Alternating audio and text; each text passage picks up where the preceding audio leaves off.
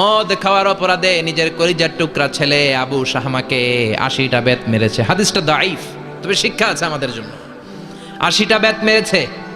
এক রাওয়াতে পাওয়া যায় বেত মেরে ছেলেটাকে আহত করে ফেলেছে, আর এক রাওয়াতে পাওয়া যায় পিটাতে পিটাতে ছেলেটাকে দুনিয়া থেকে শেষ করে ফেলেছে।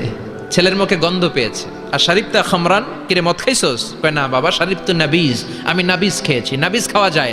নাবিজ হচ্ছে রাত্রেবেলা আরবরা দুধের মধ্যে শক্ত খুরমা ছেড়ে দেয়।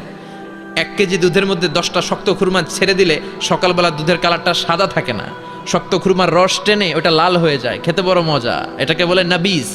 কিন্তু সকালেই খেতে হবে।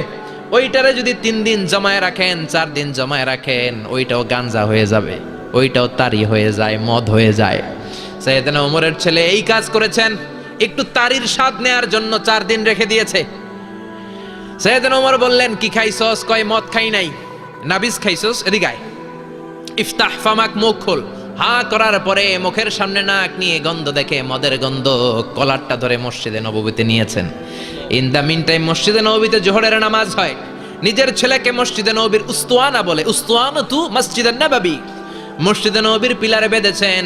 যেহেতু উনি খলিফা, মসজিদে নববীর ইমাম, জোহরের নামাজের ইমামতি করলেন। সালাম ফিরালেন, আসসালামু আলাইকুম রাহমাতুল্লাহ, আসসালামু আলাইকুম রাহমাতুল্লাহ। সালামের পর বললেন, মাকানাকুম ইনদানা হাদ, সুন্নতের পর বসে যাবেন, আমাদের একটা হদ আছে। আল্লাহর দেয়া যে বিধান বিচার, এটাকে আরবিতে বলে হাদ, প্লুরাল হচ্ছে হুদুদ। আমাদের হুদুদ আছে, মানে গুরুদণ্ড আছে, বসবেন। হাজার হাজার মানুষ সবাই অজু করে যখন ঢুকতেছিল, দেখে আবু শামা পিলারে বাঁধা। সবাই তো আশ্চর্য, কি আজীব তামাশা, প্রেসিডেন্টের পোলা বাঁধা। নামাজের পরে বাইরে আসার পরে হাজার হাজার মানুষ তাকিয়ে আছে। কানাঘুষা শুরু হয়ে যায়। সবাই বলে কি হয়েছে? ওমর কয়, আমার এই টানাটানি করা যাবে না। এই যে থামেন থামেন, এখন টানলে কি হবে আমি জানি, খুব বিশৃঙ্খলা হবে। দাঁড়ায় শোনেন, দাঁড়ায় শুনলে ডবল সওয়াব। আমি চলে গেলে এরপর আপনারা টানাটানি করে ঢুকায়। কথা শুনতেছেন তো? মনোযোগ আছে? লোকদের মধ্যে কানাঘুষা। প্রেসিডেন্টের ছেলে, কেউ কয় ওমর মনে হয় মারবে না, যেহেতু নিজের ছেলে তো একটু ধমকি টমকি দিয়ে ছেড়ে দিবে। কেউ কেউ বলে না, ওমর তো এত সহজ মানুষ না, মদের বিচার তো 80টা বেত, মনে হয় 40টা মারবে। কেউ কয় না, 80টাই মারবে। ওমর চেয়ারে বসে জল্লাদরে ডাকলেন, বললেন, ইবদা বিসমিল্লাহ, নে চাবুক শুরু কর। বাইতুল মাল থেকে শক্ত সাইজের একটা চাবুক আনবি। জল্লাদ চাবুক এনে দাঁড়ালেন। ওমর বললেন, ইবদা বিসমিল্লাহ, শুরু কর। জল্লাদ মারতে শুরু করেছে। ওয়াহেদ, ইতনাইন, তালাতা, 3টা মারার পরে এক থাপ্পড় মেরে জল্লাদকে 3 হাত দূরে ফেলে দিলেন। ধমক দিয়ে বললেন, তুই চাবুক মারস নাকি চাকরি বাসাস? আসলে জল্লাদ কিন্তু আস্তে মারে নাই, দেহের যত জোর ছিল জোর দিয়ে মেরেছে, কিন্তু ওমরের পছন্দ হয় নাই। ওমর বলে, আইন্দাকা তালাতা আইন্দে ওয়াহেদ, তোর হিসাবে চাবুক মারা হয়েছে 3টা, আমি ওমরের হিসাবে মায়ের হয়েছে 1টা। চাবুক আমার হাতে দে, আমি 2 নাম্বার থেকে শুরু করি। ওমরে ফারুক 2 নাম্বার শুরু করলেন। 2, 3, এক একটা চাবুক মারে, ছুপ ছুপ করে চামড়া ছিলে, রক্তগুলো মসজিদে নববীর বারান্দার পিলারের মধ্যে লাগে। ওমরের চেয়ে শক্তিশালী দ্বিতীয় কোনো পুরুষ মদিনার জামিনে ছিল নাকি? ওমরের হাতের মাইর। ছেলেটা চিৎকার দিয়ে বলে, বাবা, ও আব্বা, আর মদ খাবো না, ছেড়ে দেন, আর খাবো না।